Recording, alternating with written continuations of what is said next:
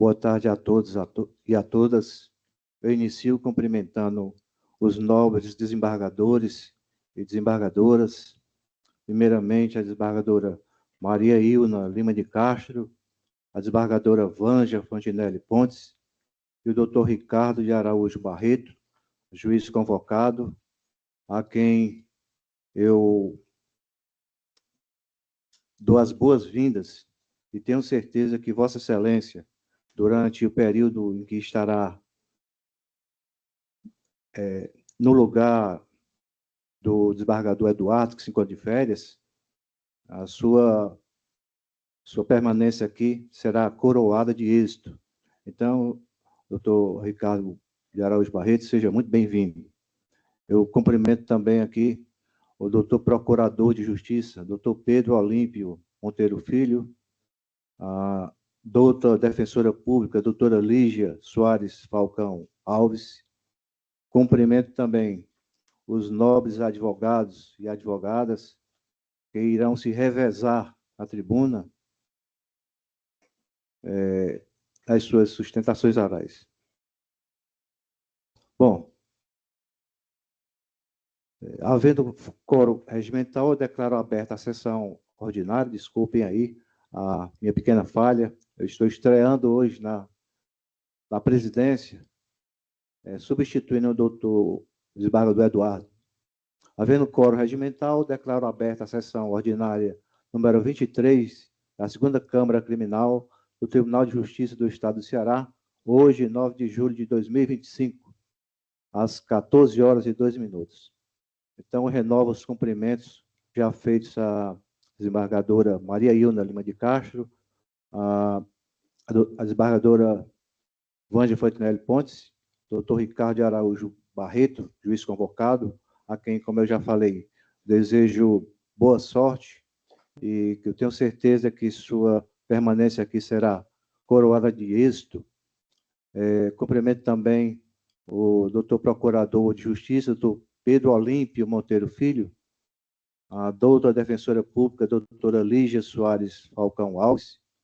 Cumprimento também os nobres advogados e advogadas que irão se revezar na tribuna, desejando-lhe de antemão que sejam bem-sucedidos, que tenham boa sorte. Cumprimento também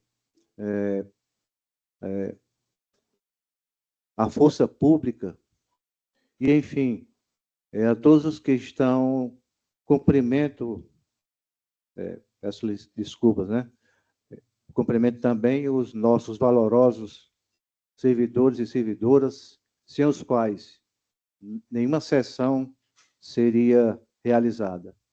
Então, que se sintam todos devidamente cumprimentados e acolhidos.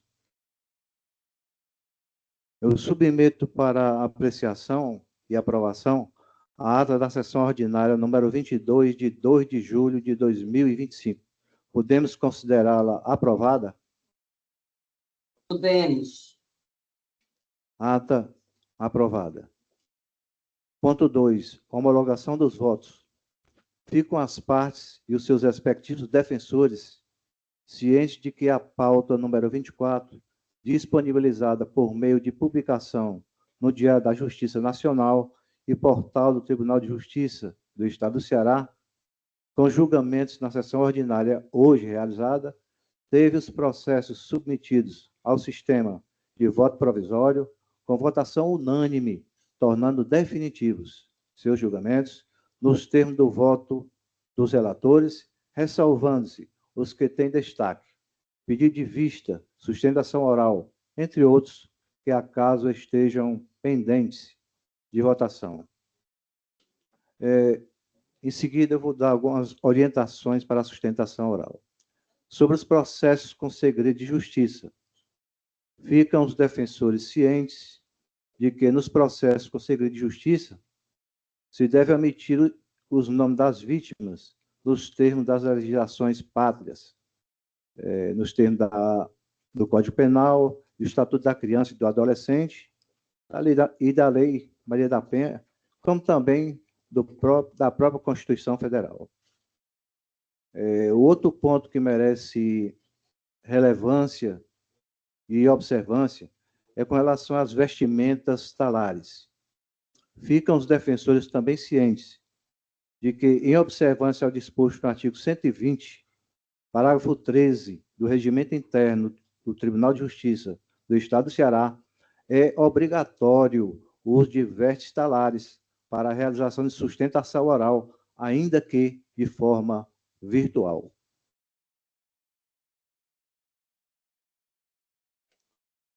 Passamos agora para as sustentações orais.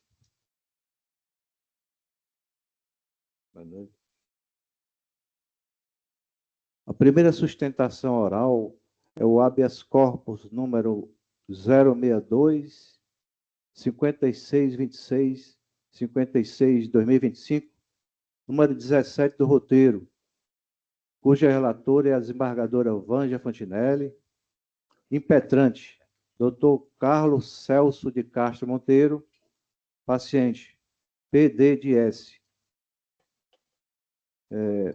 Dr. Carlos Celso de Castro Monteiro, ele está presente? Sim, senhor presidente.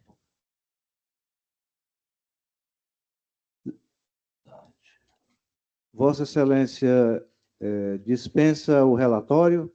Sim, dispensamos o relatório. Procurador de Justiça também?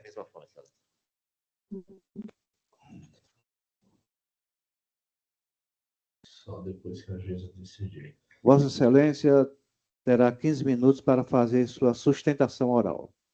Só depois. Senhor presidente, desembargador presidente, doutor procurador, senhores desembargadores e desembargadoras. Depois que a juíza decidir. O pleno, aliás, a segunda Câmara Criminal do Tribunal de Justiça do Estado do Ceará, senhora defensora pública, os senhores componentes desse colegiado, eu saúdo em nome da desembargadora Vânia Fontinelli, a quem ficou confiado a relatoria do processo que agora trazemos à mesa. Trata-se de um habeas corpus impetrado.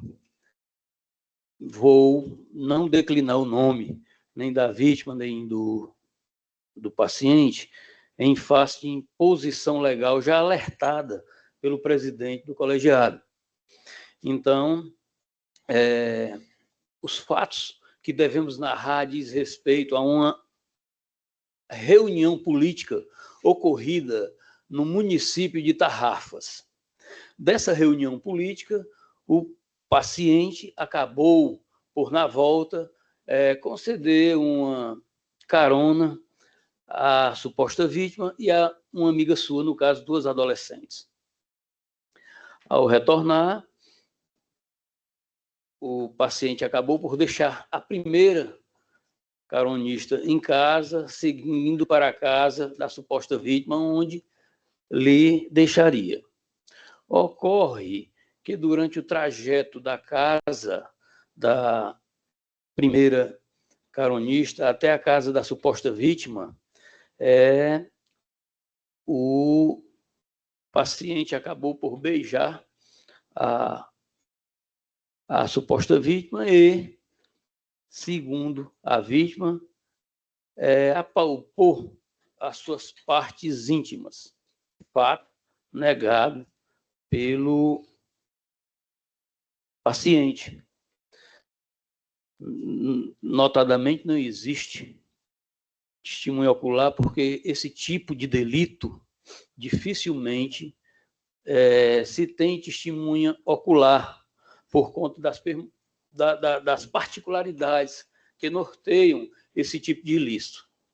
Capitulado no artigo 213, nesse caso específico, no parágrafo 1º do Código Penal brasileiro.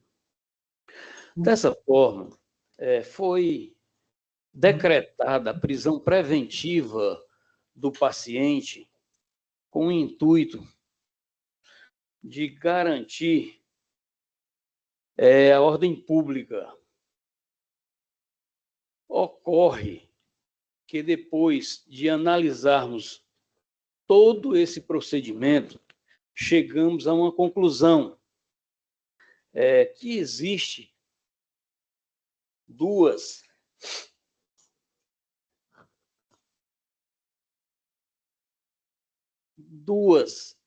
razões que podemos definir como ilegais por conta da decretação da prisão preventiva. A primeira diz respeito à ausência total de violência ou grave ameaça.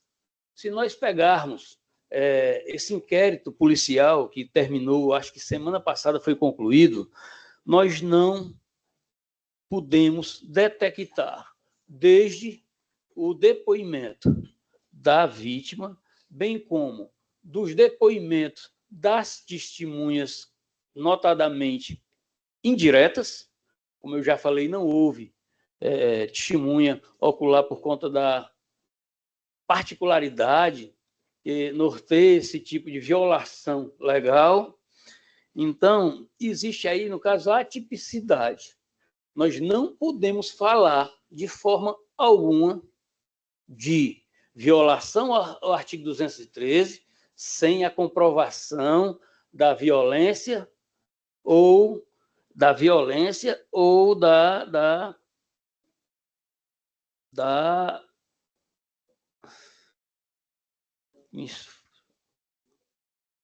no caso, a violência ou a imposição de força, no caso. Dessa forma, a tipicidade está tranquilamente demonstrada com relação a isso. Nós não podemos constranger o paciente a permanecer encarcerado em face da inexistência dos pressupostos de admissibilidade do cometimento do crime. É essa a primeira flagrante ilegalidade com relação à prisão preventiva decretada. A segunda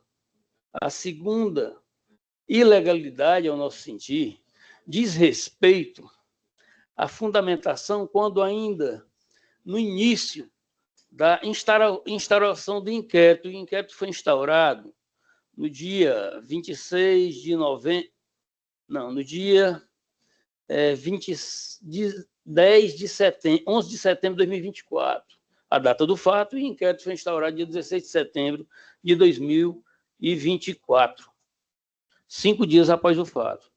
Foram ouvidas 6 testemunhas e a vítima, e quando da fundamentação para que se fosse feita a representação pela a prisão preventiva, foi feita de forma genérica. Não restou fundamentado nem na representação, nem tampouco no deferimento da prisão preventiva, o fundamento pontual, o porquê que a ordem pública estava sendo ameaçada ou estava sendo espancada naquele momento.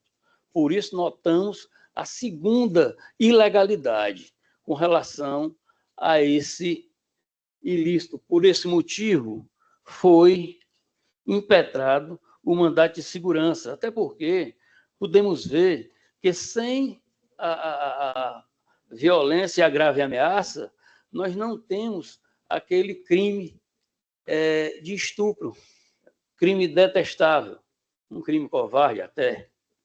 Por esse motivo, agradecendo a atenção de Vossas Excelências, requer a defesa que seja concedido o habeas corpus nos termos do pedido constante na inicial, e acaso essa Câmara entenda por haver mais algum tipo de investigação, que seja substituída a preventiva por situações cautelares, medidas cautelares. Muito obrigado. Pois não, doutor Carlos Celso de Castro Monteiro. Conceda a palavra ao doutor Procurador de Justiça, doutor Pedro Olímpio, para a sua sustentação oral. Pois não, Excelência, muito obrigado. Eu cumprimento a todos na presença do presidente, parabenizo e mérito advogado por sua exposição clara. Também cumprimento a todos os demais operadores de direito na pessoa da doutora defensora pública, doutora Lígia Soares. Desejo as boas-vindas, doutor Ricardo. Obrigado. Que Deus abençoe o seu trabalho nessa Câmara. E passo, então, a fazer a avaliação da pretensão jurisdicional interposta pelo eminente advogado. Inicialmente, por óbvio que o habeas corpus não é o instrumento adequado para analisar a questão de mérito da ocorrência ou não da violência, da consumação do fato delitivo. Mas me permita, respeitosamente, e não poder convergir, portanto, na direção do pensamento do advogado, porque a questão da violência contra a liberdade sexual, ela é muito violenta. Ela traz trauma à pessoa, principalmente crianças e adolescentes, né? E, de fato, eu peço a Permissa venha para discordar do ilustre advogado, para dizer que, na questão concreta, a violência foi tamanha, não é? Como o senhor narrou a trajetória do fato e a história, a narrativa da pessoa ofendida, ela guarda harmonia com os fatos, e há, inclusive, laudo que converge na direção da violência bem maior, e não vejo como, nesse exato momento, o restabelecimento da liberdade do cidadão possa ser sinalizado de forma positiva. Porque, além do mais, como ficou bem claro na decisão do juízo monocrático,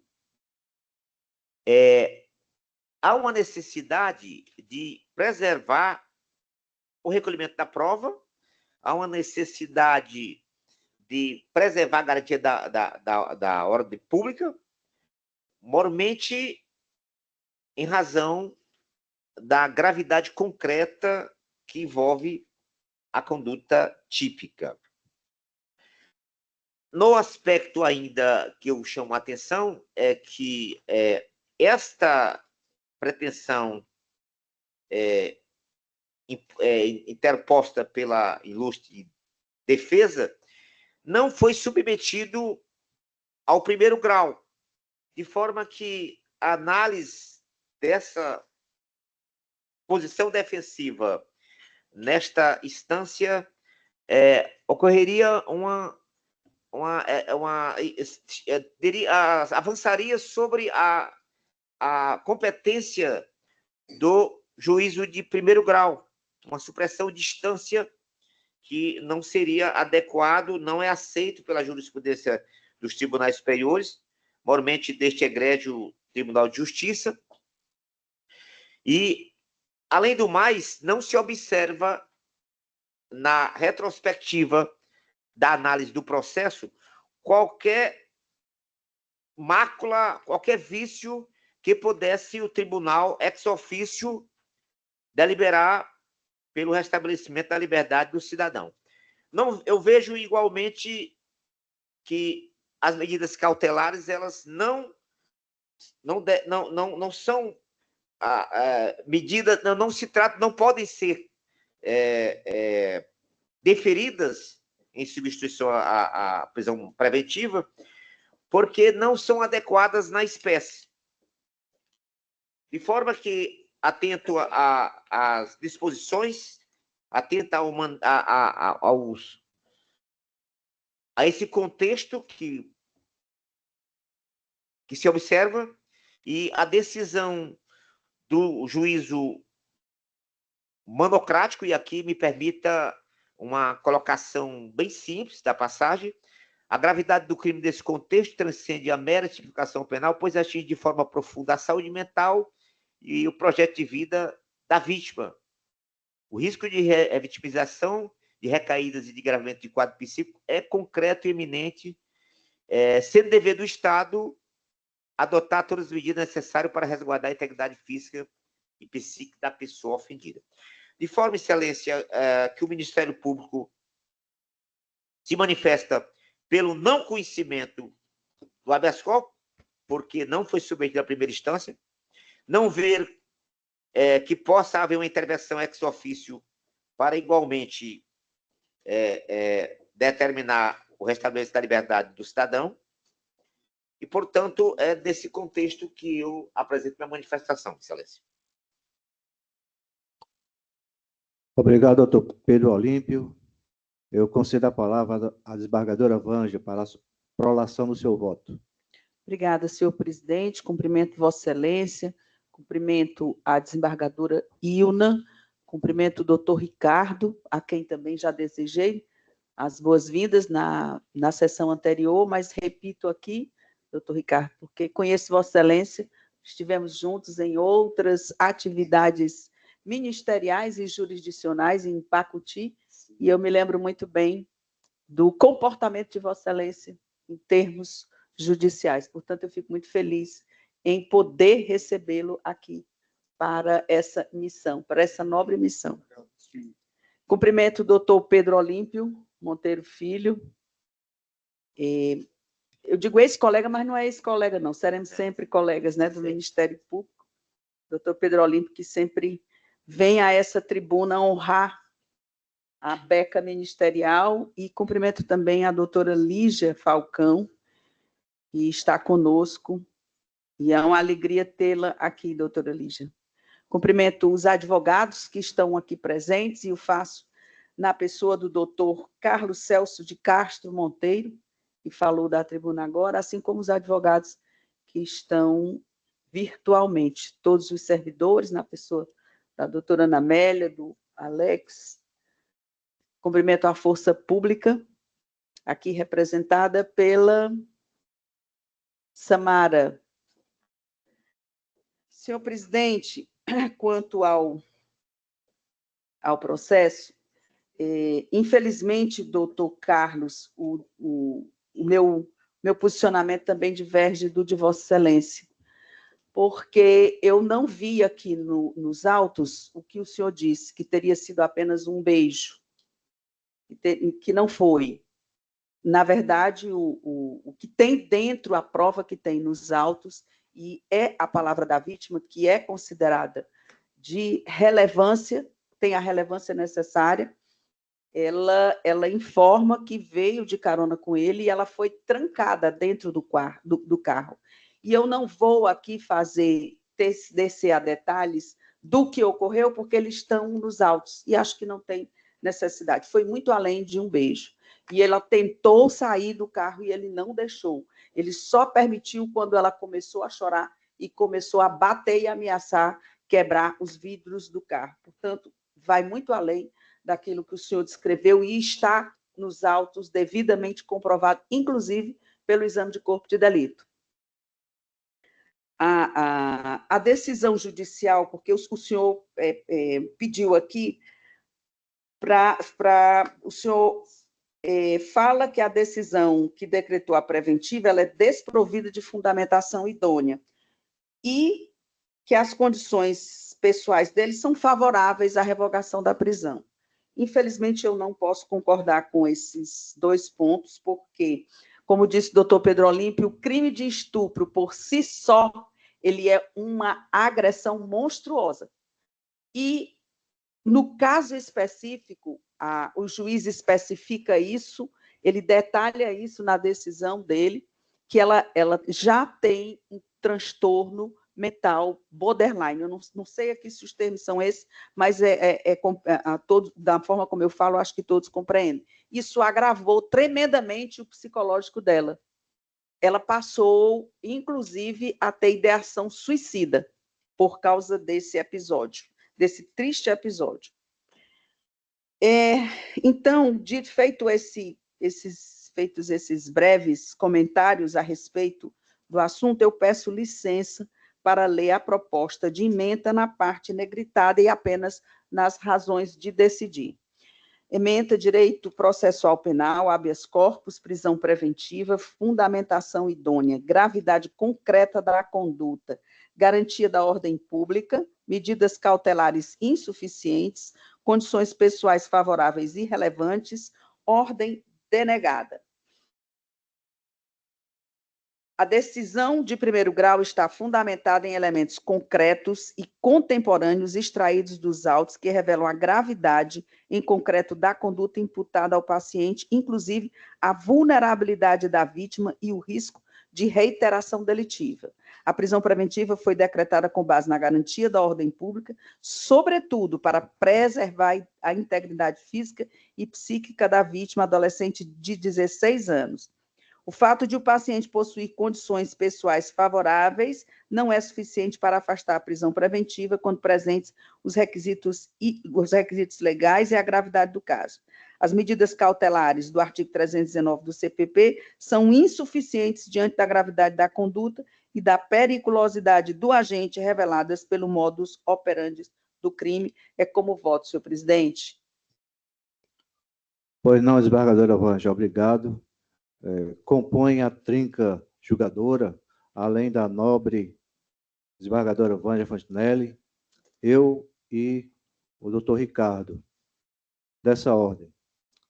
Com relação ao processo que está em julgamento, eu não posso deixar de acompanhar o bem lançado voto da desembargadora Vanja e também elogiar a maneira como descreveu com riqueza de detalhes o crime que ora cometido pelo paciente e que foi muito bem descrito por Sua Excelência, o doutor Procurador de Justiça, de tal maneira que me poupou de tecer maiores comentários. Até porque se trata de um crime contra a dignidade sexual, é um crime hediondo, realmente, e deixa sequelas inapagáveis na vitimada. De forma que eu acompanho inteiramente o voto da desembargadora Vanja e indago agora e colho o voto do doutor Ricardo Barreto. Como o voto do doutor Ricardo Barreto? Obrigado, presidente. Presidente, eu gostaria de pedir só permissão de registrar aqui a minha satisfação, a minha grande honra de participar aqui dos trabalhos da segunda Câmara Criminal. Essa aqui é uma das mais proficientes aí em todo o tribunal, no universo de todas as câmaras. Então, queria saudar aqui Vossa Excelência, saudar também a desembargadora Ilna, que está remotamente, saudar a desembargadora Vanja, saudar o doutor Procurador de Justiça Pedro Olímpio Monteiro Filho, a senhora defensora, a doutora Lígia Soares Alves, Falcão Alves, a todos os senhores advogados e advogadas, aos servidores e à Força Policial que nos apoia, e queria, pedindo, vem aqui ao advogado que fez a defesa na tribuna, dizer que eu confirmo o voto provisório e voto com a senhora a desembargadora relatora. Muito obrigado. Pois não, doutor Ricardo Barreto. A turma, por unanimidade, conheceu da ordem de habeas corpus e denegou-a nos termos do voto da eminente relatora. Julgamento encerrado.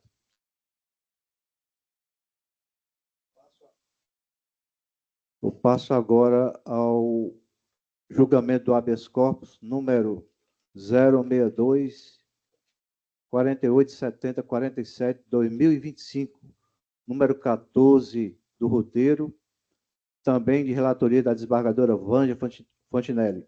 O impetrantes, Dr. Saulo Gonçalves Santos e Tiago Sindier Pereira do Nascimento. Paciente LAB.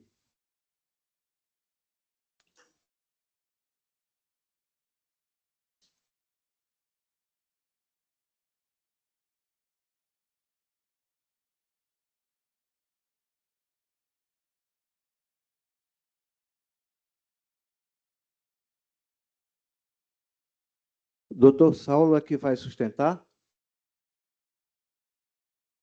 Boa tarde. Não, Excelência. Doutor Tiago Sindier. Doutor Saulo não pôde se fazer Pois não. presente.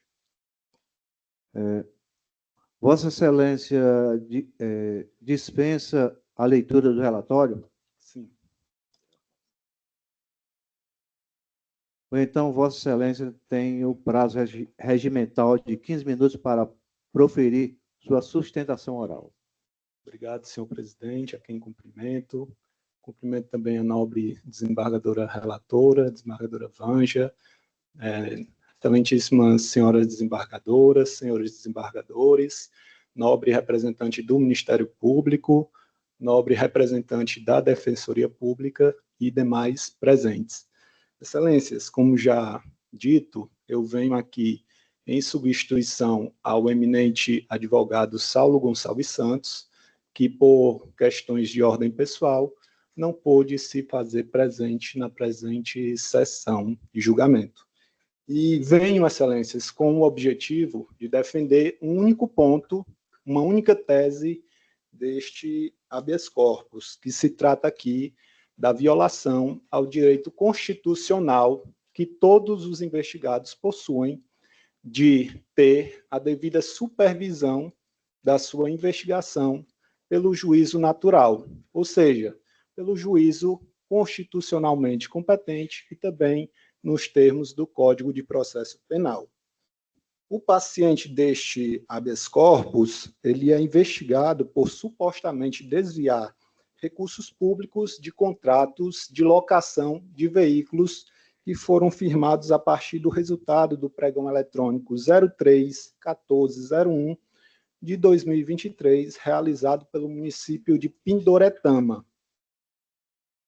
Ocorre, eminentes desembargadores, que dentre as secretarias municipais que são investigadas a partir da locação de veículos desse processo licitatórios, nós identificamos que também existiam secretarias que se utilizaram de verbas federais. Aqui, no caso, a Secretaria de Saúde e de Educação e Juventude, que se utilizaram especificamente das verbas do Fundeb e do SUS para realizar pagamento às empresas que realizavam esse serviço de locação de veículos no município de Pindoretama, decorrentes do dito processo licitatório.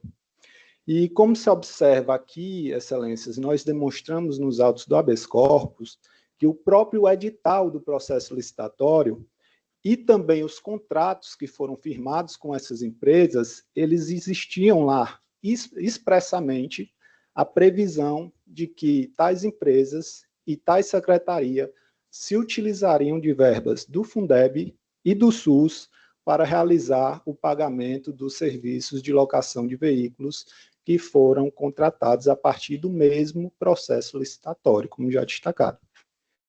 E aqui, Excelências, entra um ponto importante. Ciente desses fatos, de que o edital da licitação e os contratos previam a utilização expressa de verbas federais originadas da União, o Ministério Público optou por não investigar exatamente os contratos realizados pelas secretarias de Saúde e de Educação e Juventude, sendo que esses contratos diziam respeito exatamente ao mesmo objeto e ao mesmo serviço, que seria de locação de veículos através dessas empresas que ganharam esse processo licitatório, optando, então, por seguir na investigação apenas dos contratos que se utilizaram de verbas estaduais. E aqui, Excelências, com todas as vênias e o máximo respeito, em nosso entendimento, esse decote na investigação acabou por violar aqui a interpretação que é dada pelo Superior Tribunal de Justiça, a súmula 122 do STJ, que no caso estabelece que compete à Justiça Federal o processo e o julgamento unificado dos crimes conexos de competência federal e estadual. Então, eminentes desembargadores, a questão que é levantada aqui na tribuna é que, uma vez encontrados indícios, ainda que mínimos, de possíveis crimes federais conexos com crimes estaduais, e aqui no presente caso nós estamos falando da conexão tanto pelo concurso de crimes, quanto pelo concurso de investigados, e também pelo concurso de provas, que são provas decorrentes do mesmo processo licitatório. Se no futuro, durante a instrução processual, forem utilizadas para a condenação, elas dizem respeito a contratos que também utilizaram-se de verbas federais. Então, nos termos do artigo 76, inciso 1 e 3 do Código de Processo Penal, no nosso entendimento, a competência aqui para supervisionar a investigação do paciente, ela seria da Justiça Federal e do Ministério Público Federal para conduzir os atos investigatórios. E por que nós sustentamos esse ponto, Excelências? No presente caso, o Ministério Público apresentou 4 indícios de irregularidades nesses processos licitatórios e contratos para justificar os indícios de desvio de verbas públicas. E aqui eu destaco, individualizando cada um. Primeiro, os veículos locados, eles não atendiam aos requisitos estipulados na licitação. Basicamente, o Ministério Público relata que o edital previa a utilização de veículos com determinado tempo de uso e, de fato, o que era locado eram veículos mais velhos do que aqueles estipulados no contrato e na licitação. De igual modo, as empresas investigadas, de acordo com o Ministério Público, elas estariam oferindo uma margem de lucro de 63%, o que, no entendimento do órgão ministerial, era uma margem de lucro muito superior para contratos dessa natureza de locação de veículos.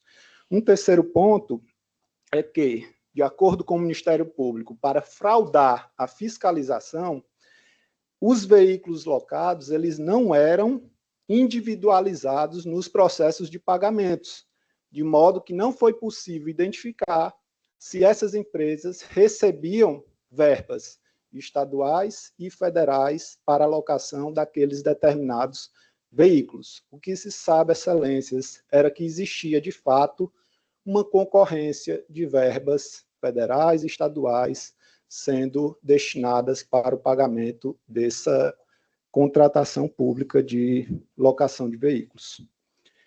E, por fim, um último ponto que nos chamou a atenção é que, de acordo com o Ministério Público, esses veículos locados, eles não apresentavam diário de bordo, de modo que não era possível realizar a fiscalização das rotas executadas, e nem para qual secretaria esses veículos eles estavam sendo utilizados para fazer o cumprimento desse objeto contratual. Portanto, eminentes embargadores, aqui no nosso entendimento, com todas as vênias e com o máximo respeito à visão ministerial da investigação, do objeto da investigação, os indícios de irregularidade identificados, eles são comuns a todas as secretarias. Os mesmos veículos locados a partir do resultado do exato mesmo processo licitatório eram utilizados na prestação desse serviço comum a todas as secretarias do município de Pindoretama, dentre elas a Secretaria de Saúde e Educação e Juventude, que de fato se utilizaram de verbas federais do Fundeb e do SUS para realizar o pagamento dessa prestação de serviço.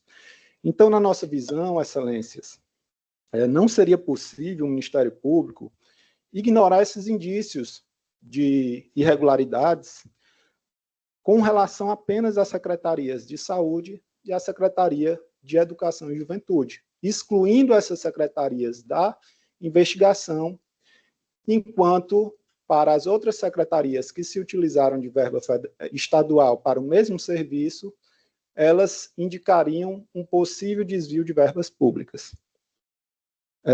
Esse decote na investigação, como dito, acabou por violar o entendimento da súmula 122 do Superior Tribunal de Justiça.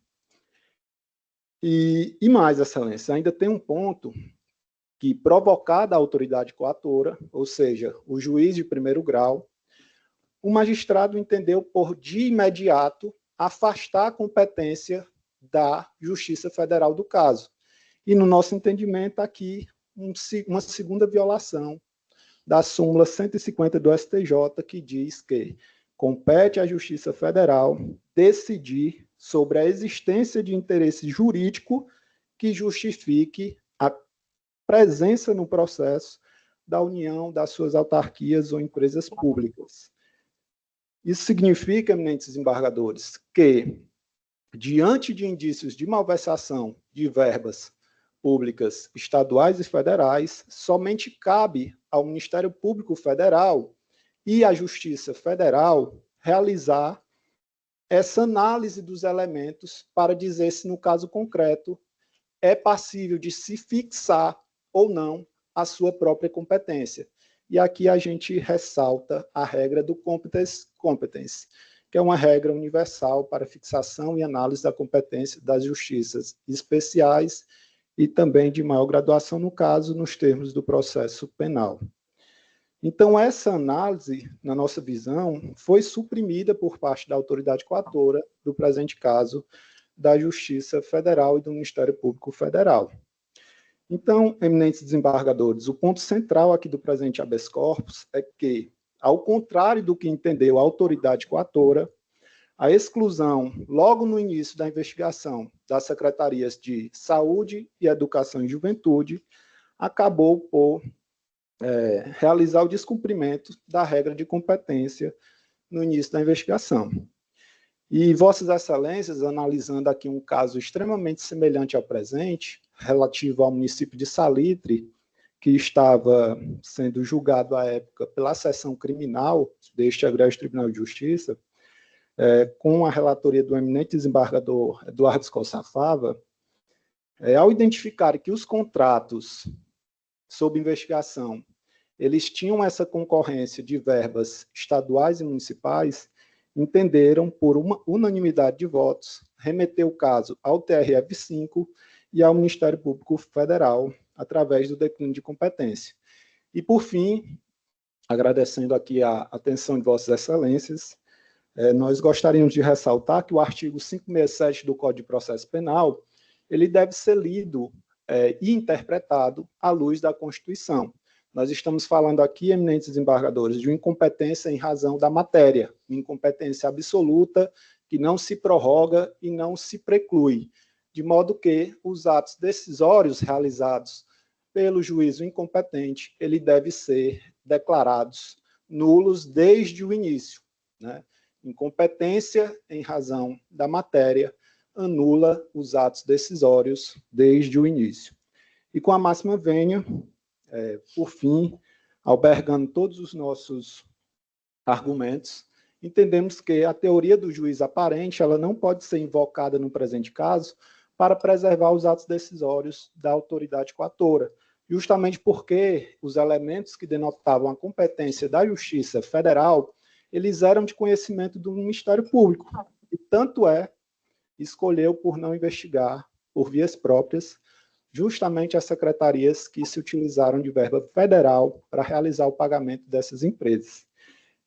E as provas produzidas pela autoridade coatora, elas também devem ser declaradas ilícitas, eminente desembargadora relatora, nos termos do artigo 157, parágrafo 1º do Código de Processo Penal, e aqui a gente ressalta a necessidade de se aplicar a teoria dos frutos da árvore envenenada ao caso.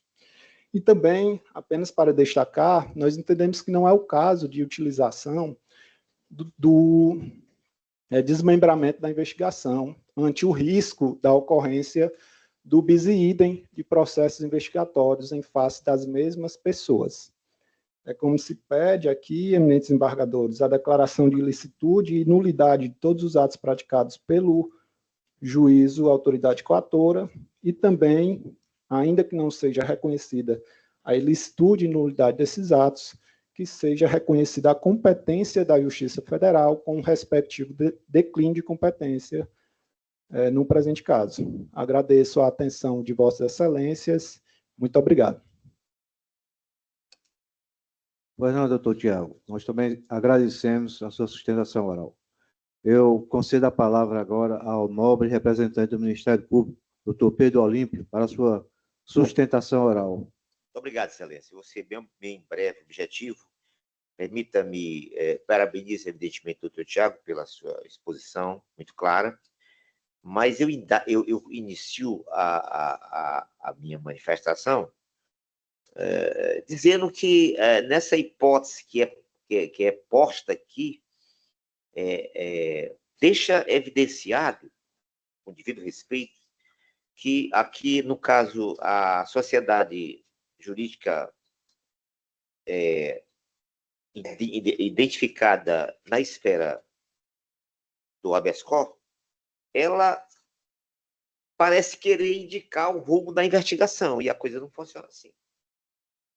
Na verdade, o Ministério Público, ao que eu observei com muita clareza, ela firmou uma investigação direcionada, literalmente, ao orçamento, a questão orçamentária com verba do município, e mesmo que, evidentemente, não fosse uma verba exclusivamente do município, evidentemente que eventual transferência de um patrimônio federal se incorporaria ao patrimônio municipal, mas aqui não é o caso. É bem claro que a ideia aqui, e não é bom deixar muito claro para que se evitar uma confusão que pudesse induzir a um erro jurídico, o que está se buscando aqui é a análise de uma possível organização criminosa que estaria a atuar com ímpeto de fraude, a execução de contratos e danos, né? E isso envolveria verbas federais. Verifique-se os senhores que a própria indicação da investigação, alvos de mandados de busca, demonstra que não investiga qualquer agente ou atos ou contratos da Secretaria Municipal de Educação e da Secretaria Municipal de Saúde, que foram indicadas aqui, como que observa na esfera do processo. E, nesse sentido, permita eu deixar aqui a posição pontuada aqui pelo juízo do 7º Núcleo Regional de Custódia e Garantia, do Maracanaú. Ele deixa muito claro o seguinte: a jurisprudência do Superior Tribunal de Justiça orienta que, quando os recursos federais são repassados aos municípios e incorporados ao seu patrimônio, a competência é para processar e julgar eventuais desvios da Justiça Estadual.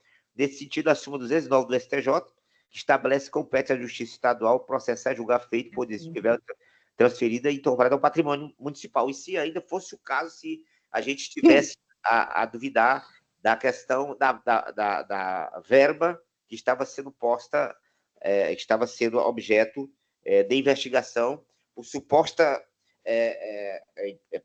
atuação de organização criminosa, e aqui deixando delineado o nome da empresa de locação que é indicada nos autos da investigação.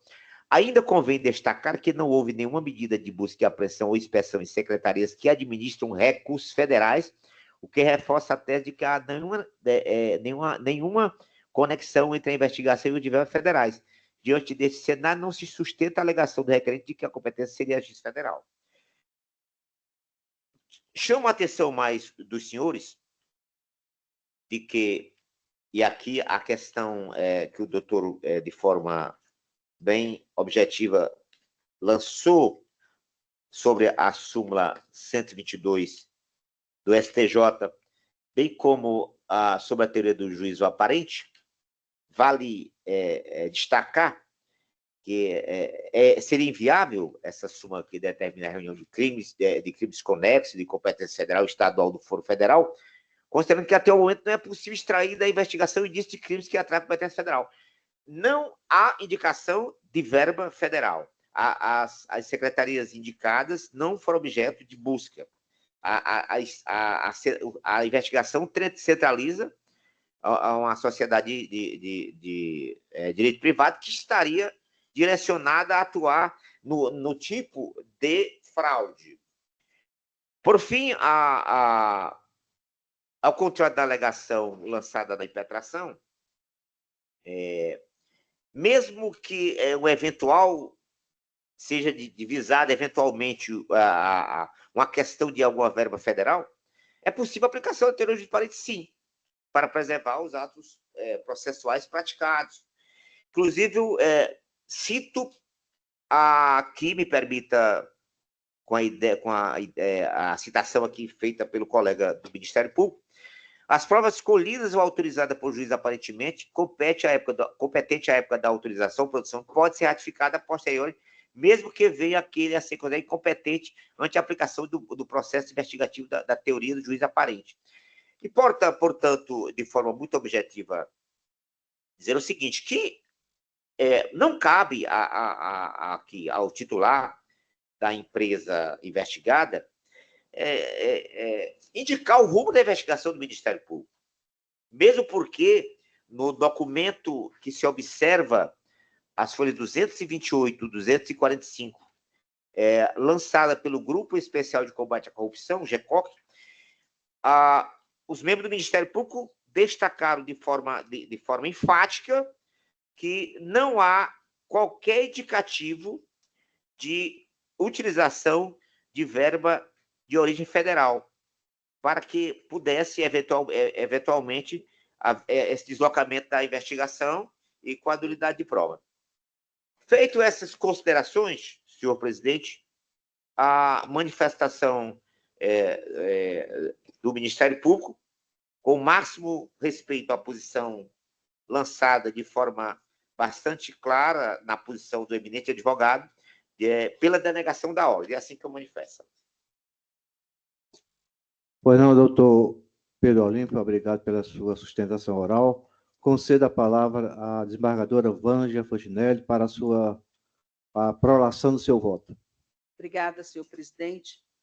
Eu cumprimento o doutor Tiago Sindier pela sustentação oral, e assim também eu faço ao doutor Pedro Olímpio, que, como sempre diz o desembargador Benedito Helder, o Ministério Público nos ajuda muito nos nossos esclarecimentos. Doutor Tiago e eminentes pares, aqui é uma investigação. O que a defesa deseja é a nulidade total dessa investigação. Como disse o Ministério Público, isso é prematuro para que se faça se chegue a essa conclusão pela via do habeas corpus. Não é possível, nesse momento, que com os elementos reunidos realmente se constate que há ou não elementos para que se declare a nulidade. E como é uma investigação que, como disse o doutor Pedro Olímpio, está a cargo do Grupo Especial de Combate à Corrupção do Ministério Público, que foi analisar o que estava sendo dito, e eu não sei o que foi dito, porque está na investigação, contra uma empresa. Então, a respeito disso, doutor Tiago e eminentes pares, eu vou pedir licença para ler um pouco do que contém o meu voto. Então, as investigações são iniciais e elas embora não tenham incidido diretamente sobre as secretarias municipais que utilizaram recursos federais, a defesa diz que haveria nítida conexão entre tais verbas e os fatos apurados. Todavia, entendo que nem mesmo essa conexão, se ela houvesse, seria suficiente para deslocar automaticamente a competência para a Justiça Federal. E aqui eu faço referência e menção à súmula 208 do STJ, que diz: compete à Justiça Estadual processar e julgar crime em que o bem jurídico lesado seja verba transferida ao município mediante convênio com a União já incorporada ao patrimônio municipal. Portanto, a possibilidade de verba federal ser processada, apurada pela Justiça Estadual, sim. Os impetrantes, eles não trouxeram mais que alegações genéricas, em sentido contrário, dizendo que as verbas são federais, sem efetivamente demonstrá-las, limitando-se a afirmar que as verbas controvertidas não foram incorporadas ao patrimônio do município, unicamente pelo fato de consistirem em repasses oriundos do Fundeb e do SUS, o que, segundo sustenta, as tornaria vinculadas às definições específicas. Esse raciocínio não se sustenta. A simples natureza vinculada das verbas públicas, como é o caso dos recursos oriundos do Fundeb e do SUS, não implicam, por si só, a permanência do interesse direto da União sobre tais valores após o repasse. O critério determinante para a fixação da competência federal não diz respeito apenas à origem da verba, mas sim à existência ou não do interesse jurídico direto da União, o qual cessa com a incorporação dos recursos ao orçamento do ente federado. Uma vez incorporado ao orçamento do Estado, do município ou Distrito Federal, a competência para a fiscalização, gestão e eventual responsabilização por má aplicação passa a ser prioritariamente do próprio ente recebedor.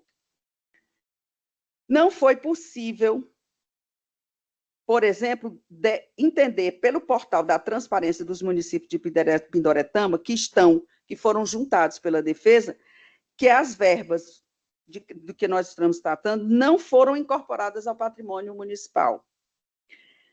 Os documentos, por si só, não constituem prova cabal ou inequívoca da ausência da incorporação orçamentária. Tampouco demonstram que os recursos permaneciam sob gestão direta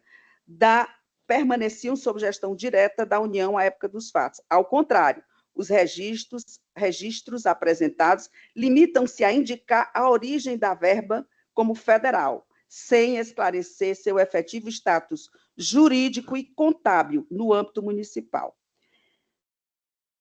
Portanto, não há nos autos a prova pré-constituída suficiente para embasar a alegação de incompetência da autoridade judiciária estadual, incabível em sede de habeas corpus diante da vedação impostas pelas súmulas 7 do STJ e 279 do STF, as quais invoco por analogia, pois tais súmulas reforçam que não é possível, nessa via estreita, revisar o juízo fático probatório firmado pela instância ordinária. Então, feitas essas brevíssimas considerações, o voto estão explicadas em maiores detalhes as minhas razões, eu peço licença para a turma julgadora para que eu possa ler o projeto de ementa. Direito processual, ementa para direito processual penal, habeas corpus, competência jurisdicional, desvios de verbas públicas, recursos federais repassados ao Fundeb e ao SUS, inexistência do interesse direto da União, integração dos recursos ao orçamento municipal, competência da Justiça Estadual, validade das medidas cautelares. A competência da Justiça Federal, prevista no artigo 109.4 da Constituição Federal de 88, exige a demonstração de interesse jurídico direto da União, o que não se verifica quando os recursos já foram transferidos e integrados ao orçamento do ente local. A jurisprudência é pacífica no sentido de que, uma vez repassados recursos federais ao ente estadual ou municipal, estando estes integrados ao respectivo orçamento, eventuais ilícitos relacionados à sua aplicação configuram interesse apenas da esfera local, não atraindo a competência da Justiça Federal. No caso, a investigação limita-se ao uso de recursos do Fundeb e do SUS já incorporados ao orçamento municipal, sem qualquer demonstração de prejuízo direto à União ou a seus órgãos, mantendo-se assim a competência da Justiça Estadual. Ausente a alegada incompetência absoluta, são válidas as medidas cautelares deferidas e as provas colhidas no curso da investigação, inexistindo nulidade a ser reconhecida. É como voto, senhor presidente. Pois não, desembargadora Vanja, obrigado pelo seu voto.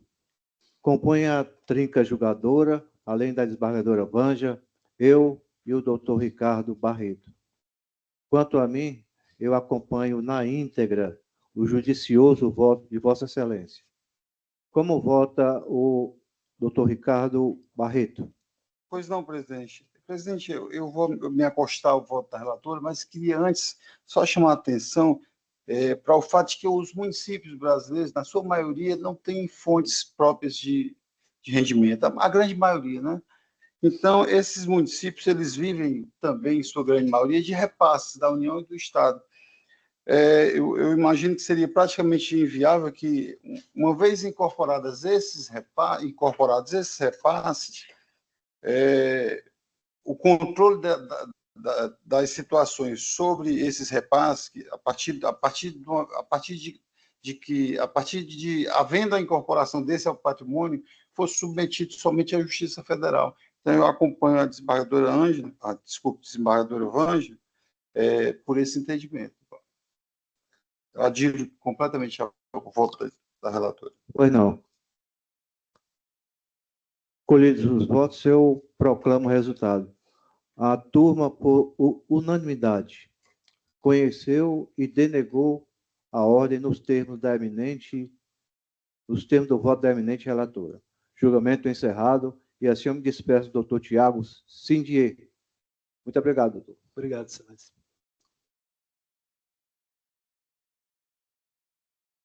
Dando sequência às sustentações orais, eu chamo para julgamento o habeas corpus número 062-619205-2025, número 25 do roteiro. Relatora, também a desembargadora Vângela Fantinelli. Impetrante, doutora Laís Lino dos Santos Costa, paciente Geonilton Alexandre Lima de Oliveira. A doutora Laís está presente? Boa tarde, excelência. Sim, Boa estou tarde. presente.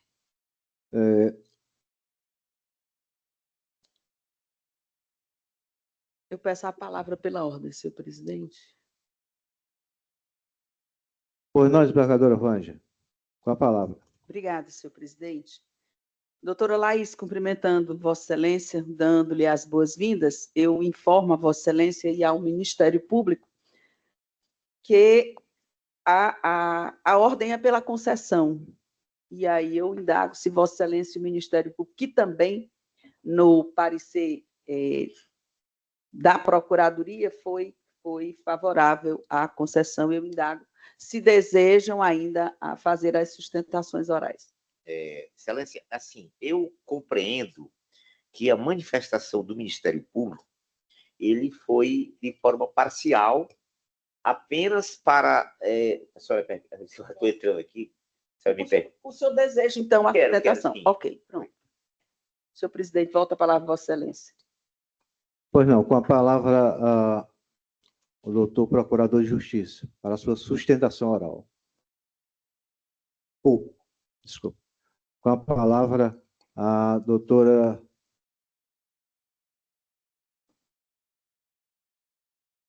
Laís Lini, para a sua sustentação oral. Boa tarde a todos. Quero iniciar aqui cumprimentando ao excelentíssimo desembargador presidente, doutor Helder Ibiapina, aos demais desembargadores e aqui na pessoa da desembargadora relatora, doutora Vângela Fantinelli, ao doutor Ricardo, né, que também vai exercer o seu, botar aqui no julgamento desse habeas corpus. E preciso cumprimentar meus colegas advogados, cumprimentar também ao representante do Ministério Público, doutor Pedro Olímpio, cumprimentar os servidores públicos do Estado do Ceará, que sempre, e na pessoa da doutora Ana Amélia, a quem eu sempre faço referência pelo cuidado tão atencioso que ela tem com todos os advogados, assim como todas as partes interessadas nos processos julgados pelo Tribunal de Justiça do Ceará. Eu tentarei ser sucinta, porque esse habeas corpus é um pedido de prisão domiciliar humanitária. E aí, muito embora o regime inicial de cumprimento de pena do sentenciado ele tenha sido em regime inicialmente fechado, desde logo eu preciso esclarecer que o requerente está sendo submetido a tratamento oncológico diário. E quando eu falo diário, eu não estou falando de uma maneira exagerada, nem tão pouco de uma maneira metafórica. Eu falo diário porque, conforme declaração do CRIO, dos fisioterapeutas, dos fonoaudiólogos, o paciente ele permanece em radioterapia 4 vezes na semana e quimioterapia 1 vez na semana. Então, diariamente, ele faz o deslocamento da sua residência até a unidade hospitalar, e aqui eu quero destacar, única responsável por esse tratamento, porque, senhores desembargadores, e aqui doutor Helder Ibiapina, eu preciso esclarecer que o paciente, ele não questiona se existe um tratamento comum nas unidades prisionais para outras comorbidades. De fato, existe equipes técnicas de unidade básica nas unidades prisionais, mas aí, doutor Ricardo, esse paciente em específico, ele está em tratamento oncológico, e o tratamento oncológico dele, conforme eu já relatei e eu preciso repetir, é diário. 4 vezes na semana ele vai ao CRIO fazer radioterapia, e 1 vez na semana ele vai ao CRIO, novamente, fazer quimioterapia. E o paciente está sob tratamento também fisioterápico, também com fonoaudiólogo, e impossibilitando completamente uma escolta diária, né? E quando eu falo da impossibilidade da escolta diária, doutor Helder Ibiapina, eu falo também aos cofres públicos, especialmente com relação à saúde dele, claro, porque uma pessoa que está com a saúde tão fragilizada, seria excessivamente oneroso submetê-lo a deslocamento por meio de uma escolta diariamente para esse hospital, ficar lá algemado, e paralelo a isso, ao cofre público, seria extremamente oneroso. E aí, doutor Ricardo, eu peço até desculpa, porque, embora eu tenha diligenciado junto à Secretaria de Administração Penitenciária para saber o valor de uma escolta para que um interno ele seja submetido da unidade a uma unidade hospitalar, eu não consegui resposta em tempo hábil, até pela ausência mesmo desses números. Eu acho até interessante depois que a gente consiga levantar. Mas, embora eu não comprove, a média de policiais penais que precisa ser disponibilizados para uma escolta, ela é de pelo menos 4. Então, você, enquanto administrador público, submeter 4 policiais penais à escolta, além do a excessiva condição de precariedade a uma escolta, a um paciente que ele está fazendo tratamento oncológico, me parece excessivamente oneroso, especialmente quando existem meios para que se comprove que esse tratamento ele está em continuidade, né? E eu preciso relatar que a defesa, ela pede para, se for o caso, ela juntar semanalmente a comprovação de que esse paciente, ele segue em tratamento. É possível, sim, que a gente, enquanto defesa, junte essas comprovações, ainda que semanais, para que se comprove que ele permanece em tratamento. E aí, o doutor Pedro Olímpio destacou que o parecer do Ministério Público, na pessoa do doutor Raimundo, tenha sido pelo parcial provimento, ele também destacou, doutor Pedro, o quanto o paciente ele está em uma condição de precariedade da saúde dele. E aí, ele não foi nem pela não concessão, né, da prisão domiciliar. Ele relatou lá que deveria caber ao juiz de primeira instância, mas me parece excessivamente oneroso, senhores desembargadores, que o paciente ele permaneça fazendo esse tratamento sob risco de ser preso durante uma radioterapia, durante uma quimioterapia, e apenas e tão somente por uma questão de formalidade. Não me parece digno e tampouco justo que seja afastado de alguém que está na condição que o paciente já, e aí tudo comprovado, né, por meio de documento, está submetido à espera, né, jurisdicional, quando o Tribunal de Justiça do Ceará é extremamente competente para julgar esse pedido de prisão domiciliar. Se for o caso, caberia ao juiz da execução, se entender que não deve não se mantém os motivos que ensejaram a concessão da prisão domiciliar, revogar, então, o direito, o benefício, se ele entender que for o caso. Mas, nesse momento, o que o paciente, o que a família dele quer é apenas e tão somente um tratamento justo. E, por isso, eu agradeço a todos e uma boa tarde.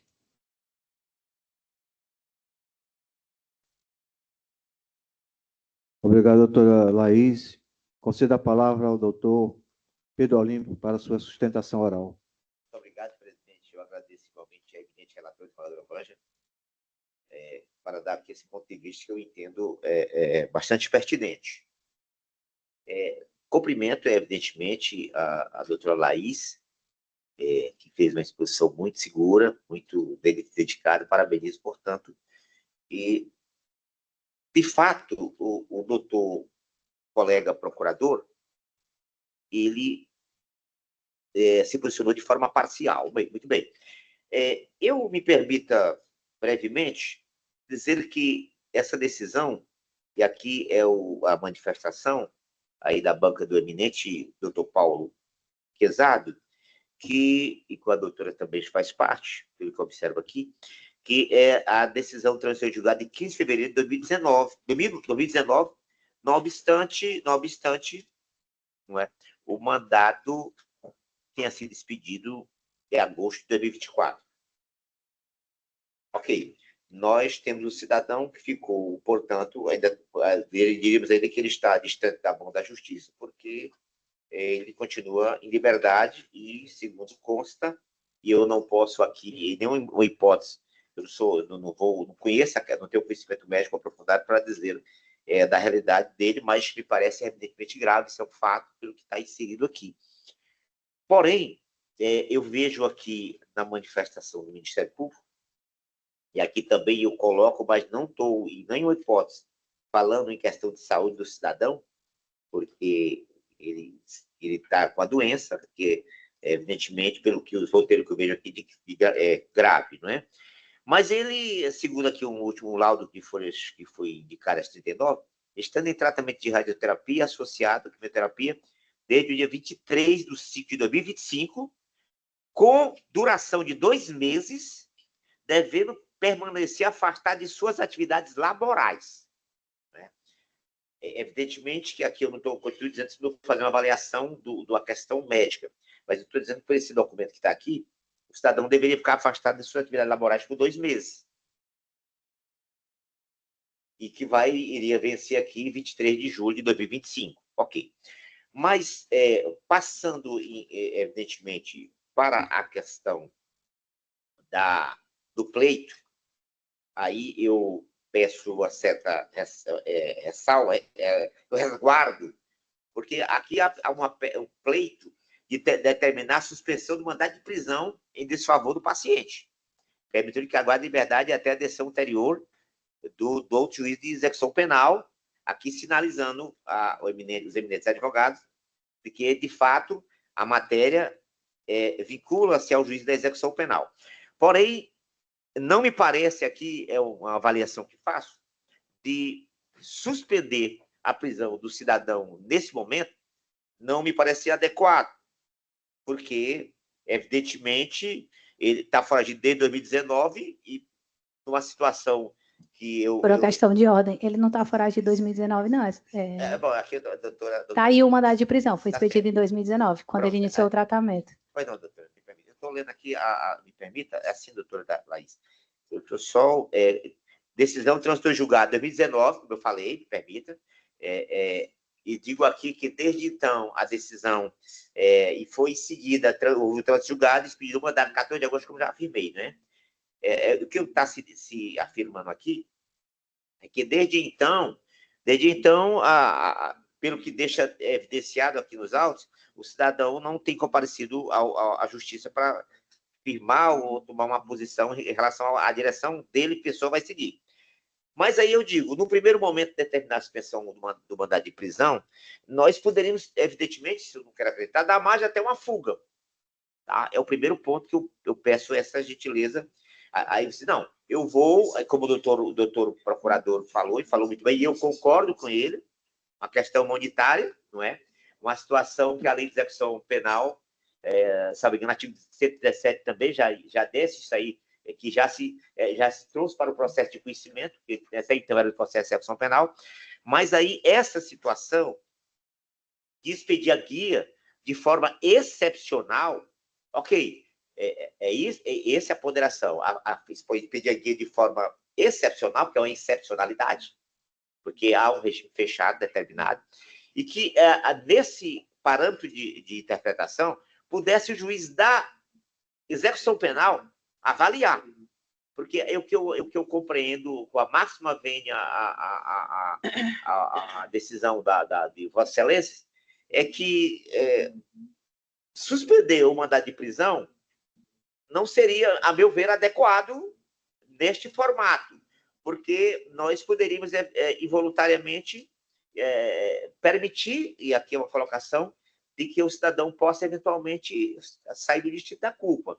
A avaliação que se faz aqui, em razão da gravidade do fato e o cidadão está com essa enfermidade, era no sentido de que a guia fosse excepcionalmente expedida pelo juízo do conhecimento, para que fizesse a formação lá no juiz de execução, e a defesa fosse, então, formalizar esse requerimento de prisão domiciliar lá na execução, como é de praxe, como é a via adequada, e lá nós também não podemos deixar a margem de informar que, muito embora não seja uma realidade talvez, eu não sei porque eu não vejo, formidável, mas lá existe o tratamento, pode sim, eventualmente, a unidade que possa eventualmente recepcionar o cidadão, dispor de tratamento e profissionais que possa dar o mesmo. Agora, essa situação de disponibilidade de profissional e de estrutura, evidentemente, que quem pode melhor deixar margeado é o juiz da execução penal. Essa é a formatação que eu faço. Então, a posição que eu adoto aqui, primeiro, grande respeito ao cidadão que está doente, não tem mais nada, é que, excepcionalmente, essa guia seja expedida, mas tem que seja conservado o mandado de prisão e que essa prisão domiciliar ela seja avaliada pela autoridade com competência para tal. Evidentemente, que eu não estou dizendo que o tribunal não possa fazer isso.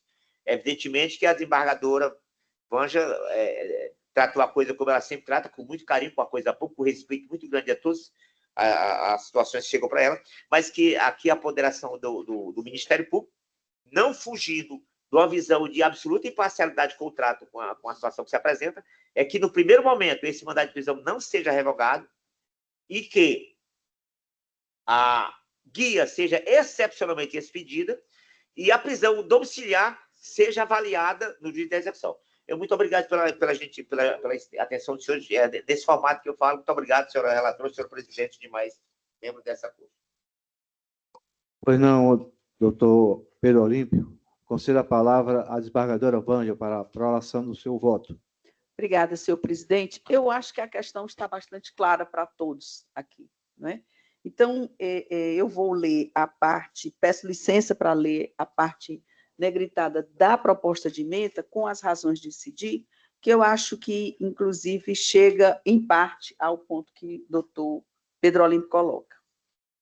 Ementa penal e processo penal, habeas corpus, execução penal, expedição de guia de recolhimento definitivo, prévio recolhimento ao cárcere, doença grave, acesso à jurisdição, prisão domiciliar humanitária, ordem parcialmente conhecida e nessa extensão concedida.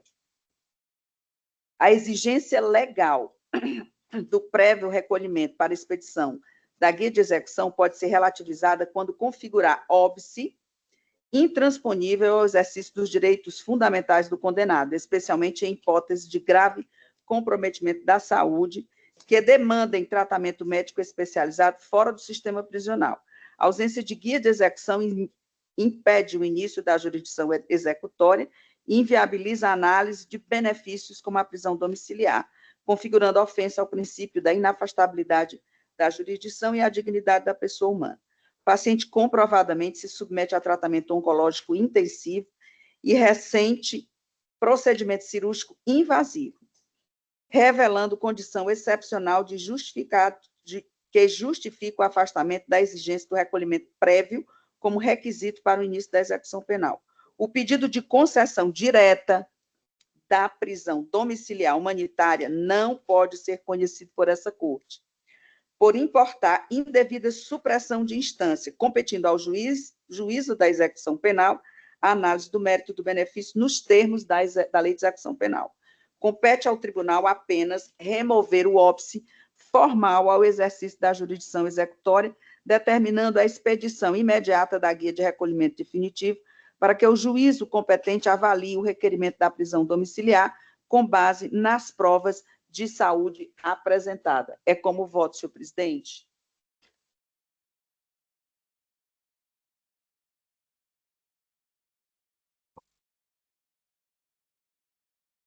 Obrigado, desembargadora Vânia. Fazem parte da trinca julgadora, além da desembargadora Vânia, eu e o doutor Ricardo Barreto, nessa ordem. Quanto a mim, eu acompanho na íntegra o bem lançado voto da desembargadora Vânia. Como vota o doutor Ricardo? Bem, presidente, eu queria cumprimentar a advogada pela bem realizada sustentação, mas eu vou aderir completamente ao voto da relatora. Muito obrigado. Pois não, eu também cumprimento a nobre defensora pela sustentação oral, realmente se portou muito bem da tribuna e cumpriu sua nobre missão que lhe foi confiada. Senhor presidente, ela tem 19 anos. Imagine quando ela tiver 40, como estará, né? Fazendo as sustentações orais. Realmente é um prodígio, né? 19 anos já está com essa eloquência e capacidade, competência, talento devidamente comprovados. Então, colhidos os votos, a turma, por unanimidade, conheceu parcialmente da ordem, conheceu parcialmente e concedeu a ordem, determinando a expedição de contramandado em favor do paciente, nos termos do voto da eminente relatora. Julgamento encerrado. Obrigado, doutora Laís.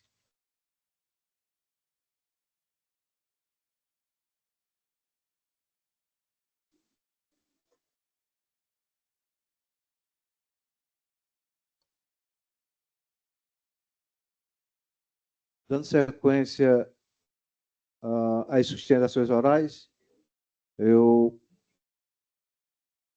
anuncio o julgamento do agravo de execução penal 858-94-67 de 2023, número 50 da pauta 24. O relator sou eu mesmo. O agravante, Carlos André Alves Ribeiro, o advogado doutor Wesley Souza Carneiro. Está presente, doutor Wesley? Boa tarde, excelência, presente. Eu consulto Vossa Excelência se dispensa a leitura do relatório. Sim, excelência, defesa dispensa. Vossa Excelência tem 15 minutos para a sua sustentação oral. Boa tarde, cumprimento, Vossa Excelência, qual figura como presidente desta segunda Câmara Criminal, que também é relator do presente agravo de execução. Estendo também os cumprimentos à desembargadora Ilna e ao doutor Ricardo, que completam a trinca julgadora. Cumprimento também a desembargadora Vânia Fontinelli. Saldo também o nobre representante do Ministério Público, doutor Preido Olímpio. Estendo meu cumprimento aos colegas advogados que me acompanham presencialmente, virtualmente. Cumprimento também a servidora Ana Amélia, o qual sempre nos atende muito bem, e também a força policial que se faz aqui presente. Excelências, aqui, como na última sustentação, trata-se também de um pedido de prisão domiciliar. Uma situação bem diversa, é verdade, mas também de uma situação de pleito de prisão domiciliar. Em síntese, excelência, resumidamente, o apenado ele já cumpriu, ele tem uma pena de 15 anos, e inicialmente regime fechado.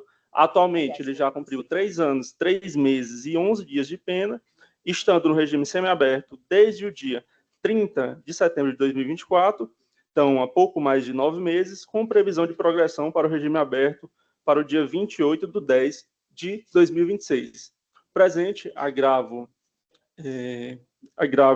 de execução se trata da resignação da defesa com a negativa do juízo da execução, o juízo primevo, em conceder a prisão domiciliar na hora agravante, tendo em vista, excelências, e aqui já adentrando com relação às condições do apenado, que não há nos autos, né, apesar dele já estar no regime semiaberto e já cumprir pena há mais de 3 anos, 3 meses e 11 dias, não há nos autos nada que desabone a sua conduta. Ao contrário, há nos autos, Excelência, conforme movimentação de número 55, nos autos do processo de execução, exame criminológico, que é um exame muito detalhado, que trata exatamente da possibilidade do apenado de ser reinserido em sociedade. E que eu peço ver na Excelência, a Vossas Excelências, para ler apenas a conclusão do parecer social do exame criminológico que foi realizado em dezembro de 2024.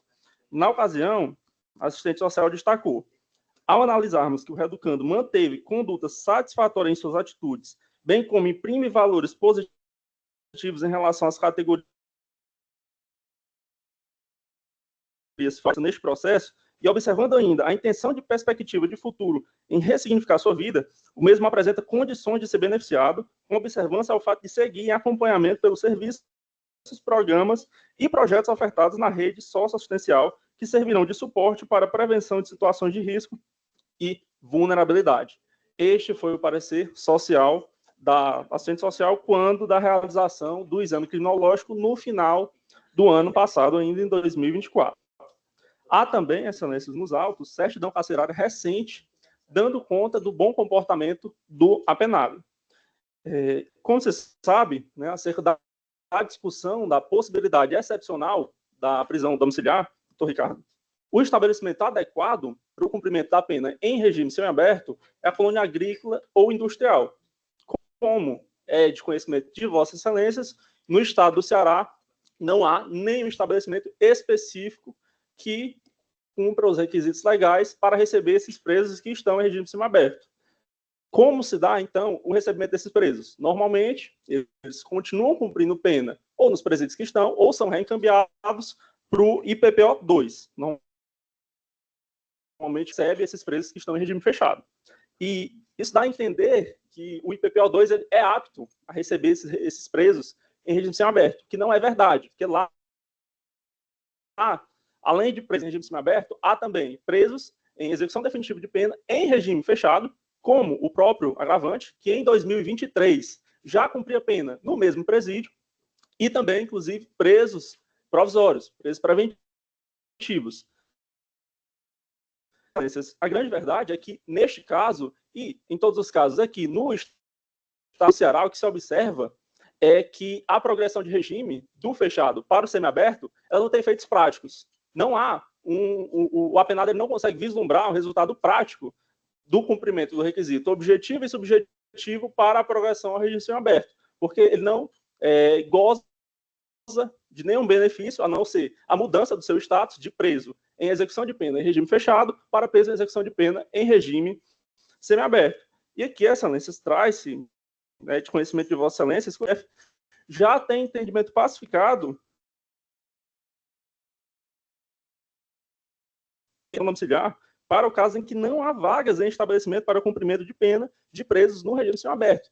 Ou seja, quando não há vagas, já é possível a prisão domiciliar. Neste caso, nem há de se falar em ausência de vagas, mas sim em ausência de estabelecimento penal próprio para receber esses presos que estão em regime semiaberto. Aqui ressalto para Vossa Excelência, súmula 56 do STF, o qual destaca que a falta de estabelecimento penal adequado não autoriza a manutenção do condenado em regime prisional mais gravoso, devendo-se observar nesta hipótese os parâmetros fixados no recurso extraordinário 600.320. E aqui destaca-se para Vossa Excelência também ponderarem em vossas análises que o apenado ele não tem envolvimento com crime organizado, ele apresenta condições pessoais, como já dito, constante dos autos, altamente favoráveis à sua saída antecipada e o cumprimento do restante da sua pena no regime semiaberto em prisão domiciliar. Não fosse isso, Excelências, caso Vossas Excelências não entendam pelo provimento, questiona-se qual incentivo teria o encarcerado, porque demonstraria mérito em cumprir todas as normas do estabelecimento prisional se, efetivamente, na prática, ele não poderia contar com um regime mais brando de pena.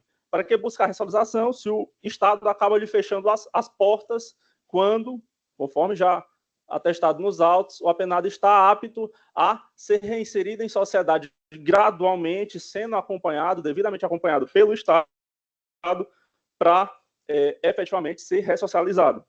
Desta feita, excelências, o que se pede é que seja conhecido o presente recurso e, no mérito, seja provido no sentido de possibilitar o cumprimento restante do regime semiaberto ao apenado em prisão domiciliar.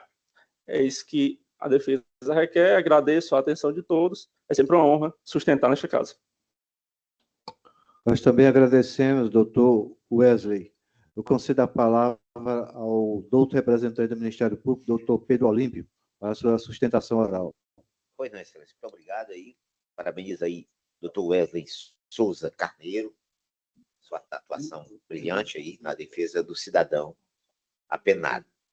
Eu, quando funcionava no Tribunal do Júri, eu sempre guardava uma certa preocupação, também no interior, porque, às vezes, o cidadão respondendo por homicídio culposo, ou melhor, homicídio doloso, e às vezes no caput, ele acabava, matou uma pessoa e acabava praticamente saindo solto, porque a questão do regime, uma série de situações ligadas ao cárcere, causava até um certo estímulo para novas investidas criminosas, porque a pessoa, muitas vezes, já ficava no regime que eu diria super escancarado depois de matar uma pessoa. Isso aí era muito preocupante.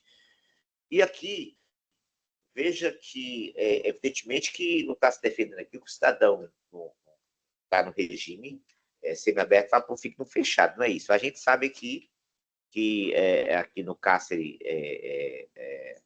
aqui no estado do Ceará, especificamente na capital, onde ficam os institutos prisionais aqui do Instituto, que abrange a grande Fortaleza, evidentemente que existem alas e ruas lá para recepcionar os presos que estão no regime semiaberto. É um fato.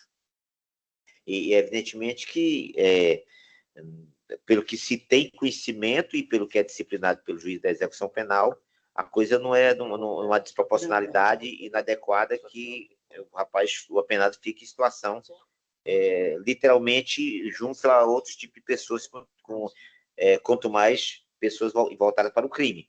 Bom, mas o que me chama a atenção também é que, normalmente, aqui o doutor invocou muito bem a questão da decisão levada a efeito no recurso que estou parando para a classe 56, o senhor doutor falou muito bem, 641.320, e evidentemente que deu margem àquela súmula de 56, mas há evidentemente uma margem de interpretação que foge um pouco da linha que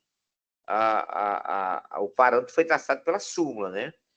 Aqui, porque quando você começa a implementar de forma que não exerça um filtro, aí você vai fazer injustiça com outros apenados, não é? E aqui o que ficou delineado nesse julgamento é a proximidade do implemento como critérios objetivos. Proximidade do implemento do requisito, a progressão do regime aberto, natureza do crime praticado e personalidade de comportamento da penada. Aqui nós já enxergamos, aqui já divisamos uma questão da natureza do crime, né? O cidadão teria consumado um delito de homicídio, né? E aqui eu me apego igualmente à decisão do magistrado de primeira instância, que ele diz com muita profundidade: é de bom alvitre aduzir que o condenado progrediu há cerca de 7 meses, no momento da abordagem, que o doutor já está com 9, né? Há 7 meses para o regime semiaberto, ainda faltando bastante tempo para que haja progressão apenas em 2026, posto aqui pelo magistrado, não tendo cumprido 50% necessário para a nova progressão de regime.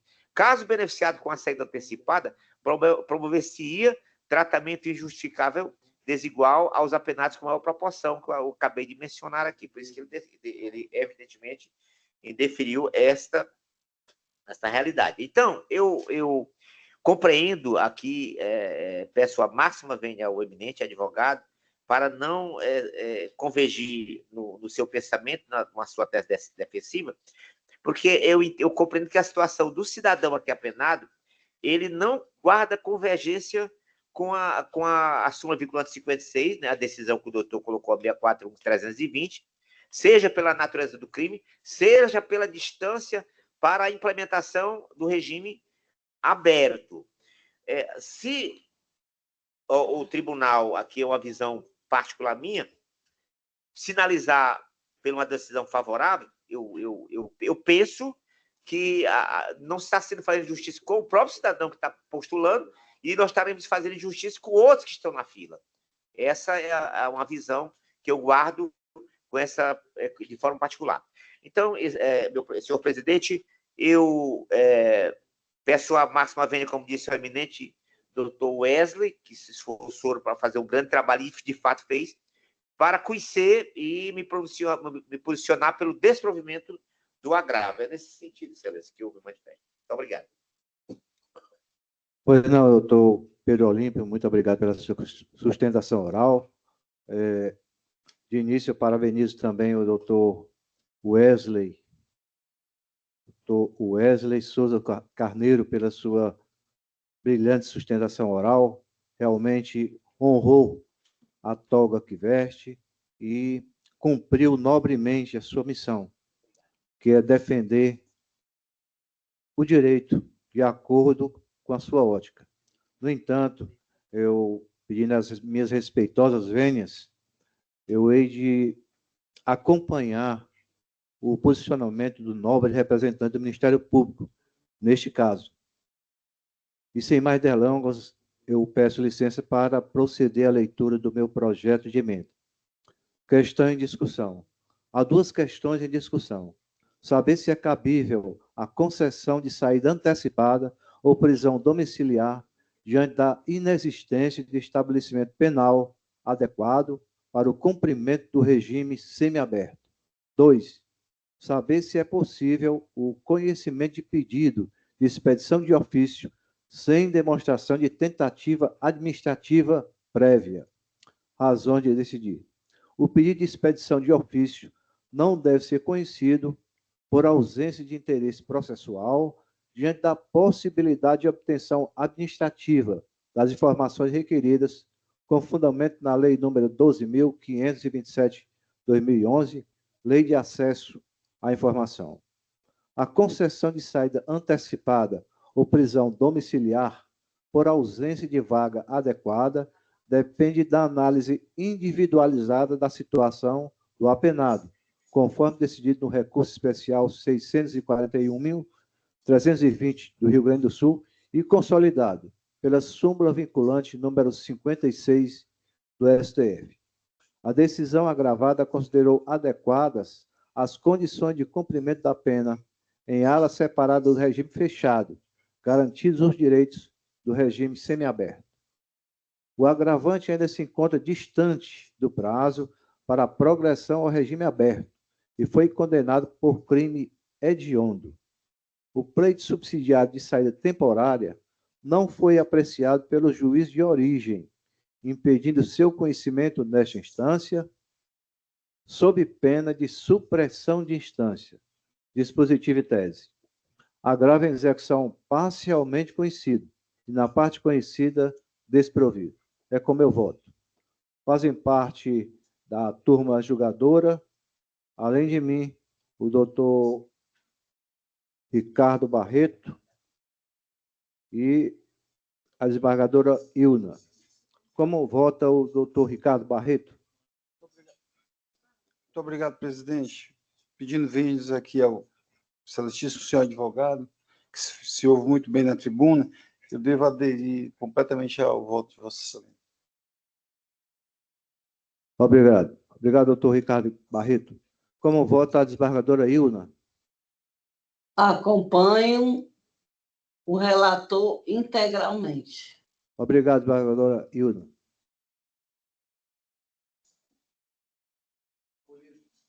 Colhidos os votos, eu proclamo o resultado. A turma, por unanimidade,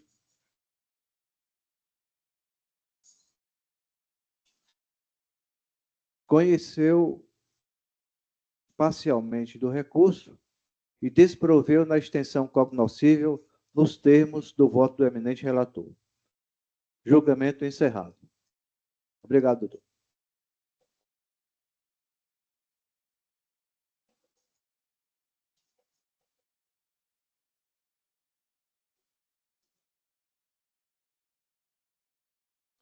Eu passo agora a última sustentação oral, também da relatoria da desembargadora Ilna de Castro. Apelação crime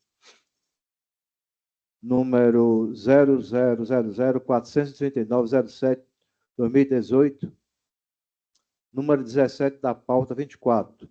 A relatora desembargadora Ilna de Castro, apelante Francisco Robson Souza de Oliveira, advogada doutora Vânia Gomes Castelo Branco. A doutora Vânia se encontra presente?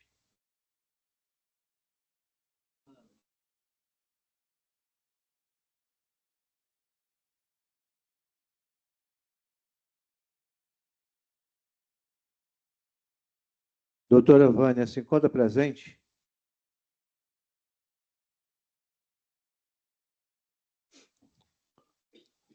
Não estando presente a doutora Vânia, eu proclamo o resultado. A Câmara, por unanimidade, conheceu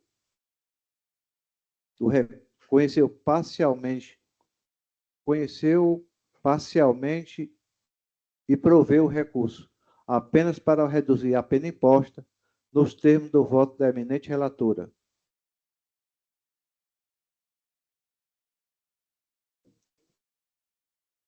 Desculpem aqui, é a minha falha, né? A turma, por unanimidade, conheceu parcialmente do recurso.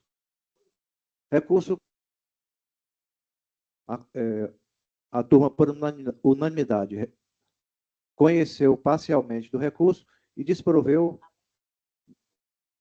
conheceu do recurso e deu parcial provimento, nos termos do voto da eminente relatora. Encerrado o julgamento.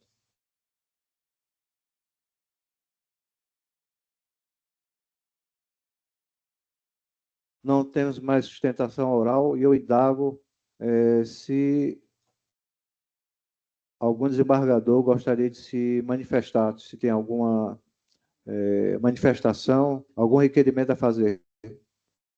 Não as tenho.